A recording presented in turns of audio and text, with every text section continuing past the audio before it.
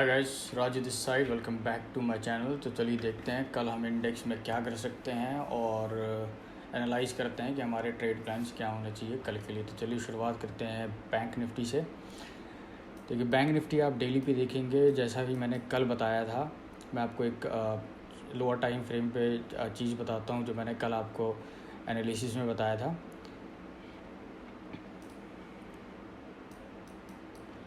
ये हम lower time frame पे आ गए हैं।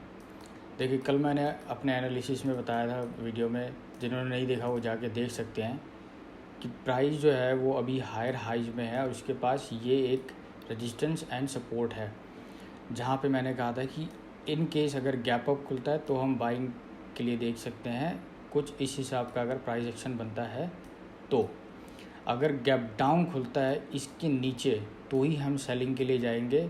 अगर इन केस बीच में कहीं खुलता है तो हम उसको ट्रेड नहीं करेंगे, क्योंकि वो साइडवेज रह सकता है। और आप देख सकते हैं कि वो एग्जैक्टली वैसे ही काम किया, वो साइडवेज में ही है अभी। कल मैंने आपको ये भी कहा था कि प्राइस जो है अभी दोनों इंडेक्स में वो टॉप पे है, बिल्कुल लाइफ हाई पे है। तो यहाँ पे अभी दो ही पॉसिबिलिटीज़ है प्राइस के लिए, या तो वो साइडवेज हो या तो वो वॉलेटाइल हो। और क्योंकि ये दोनों प्राइस एक्शन ही जो है वहाँ पे प्राइस को हेल्प करेंगे आने वाले दिनों में और ऊपर जाने के लिए, अगर वो साइडवेज ही रहता है तो। चलिए अभी देख लेते हैं कि हम आज एनालिसिस करके कल क्या कर सकते हैं मार्केट में। तो सबसे पहले आप देखेंगे, जैसे मैंने कल बताया था कि यहाँ से एक ये सपोर्ट है और ये एक रेजिस्टेंस। मार्केट आज इसके अंदर खुली, पूरा दिन साइडवेज रही, वॉलेटाइल रही। पर अभी जो क्लोजिंग है वो इंट्राडे में थोड़ी सी नेगेटिव है। आप देख सकते हैं कि उसने एक सपोर्ट को तोड़ा है, फर्स्ट टाइम एक सपोर्ट को तोड़ा है उसने अप ट्रेंड में। बट उसके पास नीचे भी कोई बहुत बड़ा रेंज नहीं है यहाँ पे। तो हमारे लिए क्या पॉसिबिलिटीज़ बनती है कल ट्रेड के लिए, वो मैं आपको बताता हूँ। देखिए, हम हमेशा 3 प्रोबेबिलिटीज़ में काम करते हैं। जैसी मैं वीडियो बनाता हूँ, आप सबको ये पता है कि मैं कैसे करता हूँ इसमें। सबसे पहला होता है हमारा gap up, gap down and flat. In 3 case में हम क्या कर सकते हैं। तो सबसे पहले हम देख लेते हैं कि गैप अप खुलता है तो क्या कर सकते हैं। देखिए, अगर गैप अप खुलती है मार्केट, क्लोजिंग प्राइस आज के क्लोजिंग प्राइस अगर 100 पॉइंट के आसपास अगर वो गैप अप खुलती है यहाँ कहीं, तो वो एक रीटेस्ट हो जाएगा फिर। तो यहाँ पे एक सेलिंग की अपॉर्चुनिटी मिलेगी हमें, और ये एक अच्छा सेटअप होगा अगर प्राइस गैप अप खुलती है तो। बट इस रेजिस्टेंस के आसपास ही खुलनी चाहिए, तभी जाके हमारे लिए वो एक रीटेस्ट होगा और हमें यहाँ पे एक छोटा सा मोमेंटम मिल जाएगा अराउंड 150-200 पॉइंट्स का। 200 पॉइंट्स का एक हमें यहाँ पे छोटा सा मोमेंटम मिल सकता है। तो ये हो गया हमारा गैप अप के केस में, ठीक है।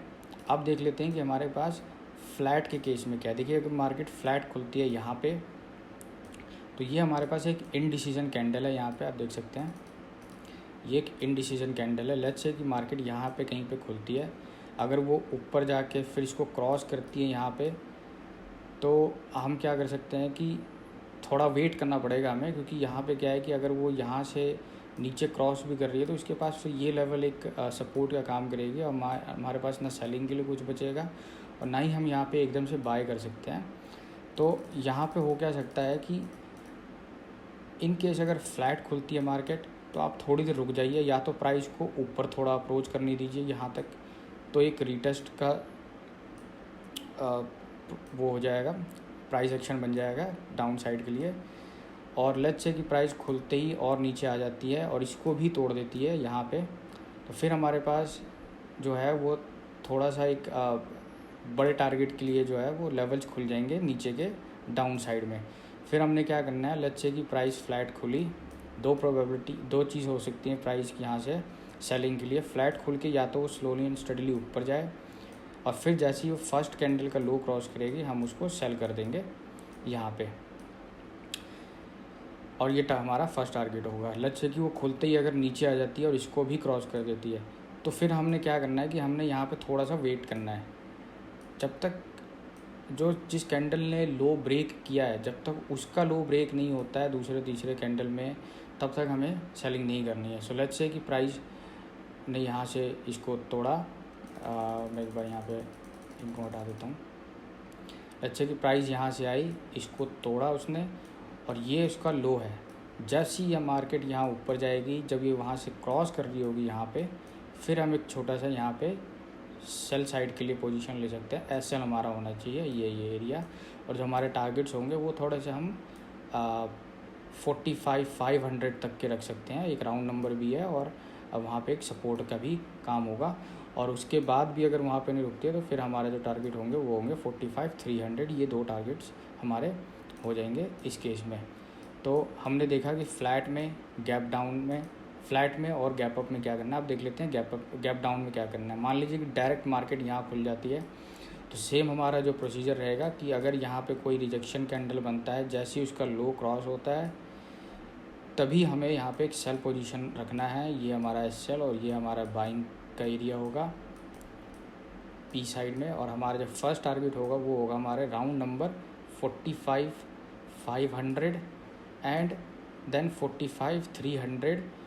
जो ट्रेलिंग करते हैं मल्टी लॉट्स के साथ, वो ट्रेल करके शायद यहाँ तक ले आए उसको, बट जो छोटे लॉट्स में काम करते हैं उनके लिए अच्छा रहेगा कि अगर प्राइस कंटिन्यूसली इस लेवल तक आ रहा है तो आप यहाँ से निकल जाए। तो आई होप कि आपको ये समझ में आ गया कि बैंक निफ्टी में हमारे पास कल के लिए क्या लेवल्स हैं और हमें क्या करना है। मैं एक बार रिपीट कर देता हूँ। ये सपोर्ट जो है ये एज अ रेजिस्टेंस काम कर रहा है अब, और हमारे पास ये एक सपोर्ट है और फिर उसके बाद हमारे पास सीधे एक नीचे सपोर्ट है। हमें करना क्या है, अगर गैप अप होती है इस लेवल पे कहीं, हमें सेल के लिए जाना है। अगर फ्लैट खुलती है, फ्लैट खुल के अगर ऊपर जाती है तो भी हमें सेल के लिए देखना है। अगर फ्लैट खुल के वो नीचे की तरफ आके इसको क्रॉस कर रही है तो भी हमें सेल के लिए देखना है। अगर डायरेक्टली यहाँ पे गैप डाउन खुल रही है तो भी हम एक सेल के लिए देख सकते हैं। बट कैंडल क्लोजिंग, रीटेस्ट और लो ब्रेक का हमेशा वेट करें। ऐसा नहीं है कि आपको भी अभी नेगेटिव लग रहा हो कि चलो सेलिंग कहीं छूट ना जाए, या फिर एकदम गैप डाउन खुल गया तो सीधे चलती ना चली जाए मार्केट। तो आप इस चक्कर में मत रहिए कि एकदम से आपको ट्रेड में घुसना ही घुसना है। आप एक काम कर सकते हैं कि आप एटलीस्ट फर्स्ट 5 मिनट कैंडल का जो लो होता है उसको ब्रेक होने दीजिए और तभी आप उसमें काम कीजिए। अगर बहुत बड़ा कैंडल बन गया तो फिर कोई बात नहीं है, आप उन्हें ये नहीं देखना है कि छूट गया कुछ आपसे। आप ये सोचिए कि अगर बहुत बड़ा कैंडल बन गया, मान लीजिए कि यहाँ से खुली मार्केट और ऐसा कुछ कैंडल बन गया, तो तब भी आपको अपॉर्चुनिटी मिल जाएगी सेल करने के लिए, क्योंकि मार्केट कंटिन्यूसली ऐसे नहीं जाएगी नीचे। वो अगर नीचे आई है तो आपको एक दो पुल बैक मिल जाएगा। हो सकता है यहाँ पे एक फ्लैग एंड पोल का सेटअप मिल जाए, हो सकता है आपको एक इनसाइड कैंडल मिल जाए, है ना। तो आपको इस तरीके से देखना है, क्योंकि ज़्यादातर लोग जो है वो इसी फोमो में और इसी चक्कर में लॉस कर लेते हैं। अननेसेसरी जगह पे ट्रेड लेके, जहाँ पे सेटअप बन भी नहीं हो रहा, बनता भी नहीं है। उनको बस ऐसा लगता है अरे यार प्राइस जाए जा रहा है ऊपर, या फिर नीचे जाए जा रहा है, कहीं निकल ना जाए, मैं क्या करूँ क्या ना करूँ, और वो ट्रेड ले लेते हैं। जहाँ से वो ट्रेड लेते हैं वो फिर रिवर्स होता है और उनका फिर लॉस हो जाता है। ये सिर्फ लॉस जो होते हैं ना, ये सिर्फ फाइनेंशियली लॉस नहीं होते हैं कि आपका दिन पे दिन सिर्फ इक्विटी जो बैलेंस है आपका वो सिर्फ कम हो रहा है, बल्कि आपको मेंटली और इमोशनली भी लॉस होता है, जहाँ पे आप कॉन्फिडेंस लूज़ करते हैं, डिप्रेशन में रहते हैं, टेंशन में रहते हैं, मेंटली अनस्टेबल होते हैं, थोड़े से फियर में आ जाते हैं ट्रेड को लेके। और यही कारण होता है कि फिर आप छोटे प्रॉफिट्स में निकल जाते हैं और लॉस बड़े बड़े दे देते हैं, समझ रहे हैं। तो हमेशा जो है प्राइस को बोलने दीजिए कि भाई अब मैं सेलिंग के लिए जाने वाला हूँ, तब आप सेल कीजिए। अगर प्राइस कह रहा है कि मैं अब साइडवेज हूँ तो आप कुछ मत कीजिए। अगर प्राइस कह रहा है कि मैं बाइंग के लिए जा रहा हूँ तो आप बाई कीजिए। अननेसेसरी ट्रेड करेंगे तो एक लूप में फंस जाएंगे, एक सर्कल में फंस जाएंगे, जहाँ पे आप घूमते रह जाएंगे, बार बार कैपिटल डालना, फिर धीरे धीरे उस कैपिटल को ख़त्म करना, फिर आना, फिर कैपिटल डालना, फिर ख़त्म करना, और एक ऐसे करते करते फिर आपकी कैपेसिटी ख़त्म हो जाएगी। और जब तक आप सीखेंगे तब तक आपके पास फंड्स नहीं बचेंगे पैसे ट्रेड करने के लिए। तो इसको थोड़ा सा आप समझिए। बाकी चलिए निफ्टी को भी देख लेते हैं एक बार कि इसमें क्या हो सकता है। देखिए निफ्टी जो है वो as compare to bank Nifty ये थोड़ा सा जो है सिमिलर नज़र आ रहा है आपको। मैं एक बार यहाँ से दिखाता हूँ। देखिए जो हमारा इनिशियल मूव स्टार्ट हुआ था निफ्टी में वो हुआ था इस जोन से। ये हमारा एक स्विंग है यहाँ पे, जहाँ से इनिशियल मूव स्टार्ट हुआ था, फिर यहाँ पे एक सपोर्ट बना था, और फिर प्राइस जो है ऊपर जाके फिर यहाँ पे उसने एक सपोर्ट बनाया। अभी आप देखेंगे तो आपको दिखेगा कि यहाँ पे जो है प्राइस ने एक लो को तोड़ा है। यहाँ पे आप देख सकते हैं कि इस लो को तोड़ दिया है इसने, इस फर्स्ट सपोर्ट को जो है उसने पहली बार अप ट्रेंड में फर्स्ट सपोर्ट को तोड़ा है। अब यहाँ भी हमारे पास दो प्रोबेबिलिटीज़ है ट्रेड करने के लिए। सबसे पहले तो मैं आपको बताता हूँ कि ये देखिए, ये जो एरिया है ना, ये गैप जो यहाँ पे ये एरिया है, ये होने वाला है वॉलेटाइल जोन या फिर साइडवेज जोन कह लीजिए। क्योंकि कल भी मैंने निफ्टी में भी बताया था कि ये रेजिस्टेंस और ये सपोर्ट जो है ये प्राइस को अंदर ही रखेंगे, एक साइडवेज जोन में बना के रखेंगे। अनलेस हम इसके ऊपर खुलते हैं या फिर जब तक इसके नीचे नहीं जाते हैं तब तक हमारे पास कोई ट्रेड नहीं है। तो अभी कल के दिन में हमें क्या करना है निफ्टी में, वो समझ लेते हैं एक बार। ये हमारा हो गया सपोर्ट जो अभी रेजिस्टेंस की तरह काम कर रहा है, ठीक है।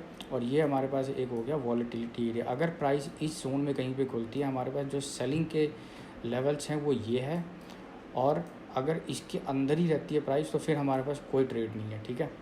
जब इसके नीचे आएगी प्राइस फिर हमारे पास एक ट्रेड है जहाँ पे हमें एक अच्छा टारगेट मिल सकता है आने वाले टाइम में। बट फर्स्ट टारगेट जो हमारा होगा वो होगा 20,000 तक, क्योंकि 20,000 एक राउंड नंबर भी है और ये सबसे बड़ा सपोर्ट भी है जहाँ से मार्केट ने लास्ट टाइम हाई लगा के रिवर्स किया था। तो गैप अप खुला यहाँ कहीं, अभी प्राइस चल रहा है इसका, देखते हैं यहाँ पे कि यहाँ से हमें कितना। देखिए अगर प्राइस 30-35 पॉइंट कहीं गैप अप खुलता है इस एरिए पे तो हम अगर उसका कोई भी नेगेटिव कैंडल का लो क्रॉस होता है हम एक सेलिंग के लिए जा सकते हैं। और हमारा जो इनिशियल टारगेट होना चाहिए वो होना चाहिए ये 20,050 से लेके 20,000 तक का एक जो यहाँ पे जोन है, ये हमारा एक फर्स्ट टारगेट हो जाएगा, ठीक है। तो ये तो हो गया जी गैप अप के केस में कि यहाँ से हम नीचे यहाँ तक के लिए देख सकते हैं। ये होगा हमारा साइडवेज एरिया, यहाँ पे हम कुछ नहीं करेंगे, ठीक है। मान लीजिए प्राइस सीधे गैप डाउन खुल जाती है यहाँ कहीं, तो आपको क्या करना है कि आपको एकदम से सेल में नहीं चले जाना है कि प्राइस यहाँ खुल गई अब यहाँ तक आ जाएगी, नहीं। अगर प्राइस को अच्छे से सेल होना है, अगर जो इंस्टीट्यूशनल्स होते हैं, जो बड़े प्लेयर्स होते हैं, अगर उनको प्राइस को और सेल करके नीचे लाना है तो उनको चाहिए होगा थोड़ा सा लोअर प्राइस। मार्केट जो है वो हमेशा सप्लाई एंड डिमांड पे चलती है, और प्राइस मूव कैसे होता है कि हमारा जो अर्ज होता है कि भाई मैं 10 पे ख़रीदूँ, 12 पे बेचूँ, 12 पे ख़रीदूँ, 15 पे बेचूँ, 15 पे ख़रीदूँ, 16 पे बेचूँ। जब ये चलता रहता है तो क्या होता है कि आपको प्रॉफिट होता रहता है। पर जब नीचे आता है प्राइस तो उसमें क्या होता है कि ऐसा होता है कि मैं 10 पे ना बेचूँ, मैं उसको 15 पे बेचूँ और 10 पे ख़रीदूँ, ऐसे प्राइस काम करता है। तो अगर प्राइस इस एरिया में यहाँ से लेके यहाँ तक अगर कहीं भी खुलती है तो आप इसको एक एज पोल समझ के और यहाँ पे एक रीटेस्ट का वेट करें। अगर प्राइस लेट्स से कि सीधे 20,000 के आसपास खुल गए, आप यहाँ पे एक वेट कर सकते हैं। अगर उसके बाद यहाँ पे कुछ क्रॉस हो रहा है तो आपको एक सेल मिलेगा, अदर देन आपके पास कोई कुछ बचेगा नहीं यहाँ पे ट्रेड करने के लिए। तो ये हो गया गैप अप, ये हो गया फ्लैट के केस में। और डायरेक्टली गैप डाउन खुल गया, अगर यहाँ कहीं बड़ा गैप डाउन इधर कहीं खुल गया तो हो सकता है कि एक पहले क्योंकि राउंड नंबर है तो हो सकता है कि पहले प्रॉफिट बुकिंग आए जिसमें कुछ लोग निकलेंगे यहाँ से, फिर जो नए सेलर्स होंगे वो शायद यहाँ पे सेल करने की कोशिश करेंगे, तो आपको यहाँ पे एक ट्रेड जो है छोटा सा मिल सकता है। तो आई होप कि आपको निफ्टी और बैंक निफ्टी दोनों में प्राइस जो है वो समझ में आ गया होगा कि मैंने क्या कहा और क्या करना है आपको। आप बैंक निफ्टी पे ज़्यादा फोकस कर सकते हैं क्योंकि वो थोड़ा सा जो है वो थोड़ा ज़्यादा क्लियर नज़र आ रहा है। हालांकि बैंक निफ्टी में वॉलेटिलिटी ज़्यादा होती है, तो जो लोग वॉलेटिलिटी से थोड़ा सा डरते हैं या फिर पोजीशंस को होल्ड नहीं कर पाते हैं, उनके लिए निफ्टी सबसे अच्छा एक इंस्ट्रूमेंट है ट्रेड करने के लिए। मैं इसको एक बार बिल्कुल क्लीन कर देता हूँ ताकि आपको अच्छे से समझ में आए करना क्या है। गैप अप खुला, ये सपोर्ट जो था, जो अभी तक सपोर्ट था, ये एज ए रेजिस्टेंस काम करेगा, तो आपको एक सेल मिल सकता है यहाँ से। ये होगी फर्स्ट ये हमारा फर्स्ट प्लान हो गया। और प्रोबेबिलिटी जो है इसकी वो है अगर गैप अप खुल के ऊपर जाती है तो लेट्स से कि फ्लैट खुल के यहाँ से अगर ऊपर जाती है फिर भी हमारे पास सेम सेटअप रहेगा। अगर बहुत बड़ा कुछ गैप डाउन खुल जाता है तो फिर हम वेट करेंगे जब तक इस गैप के आसपास प्राइस रेजिस्ट नहीं करती है ऊपर जाके, तब तक हम कोई सेल नहीं करेंगे।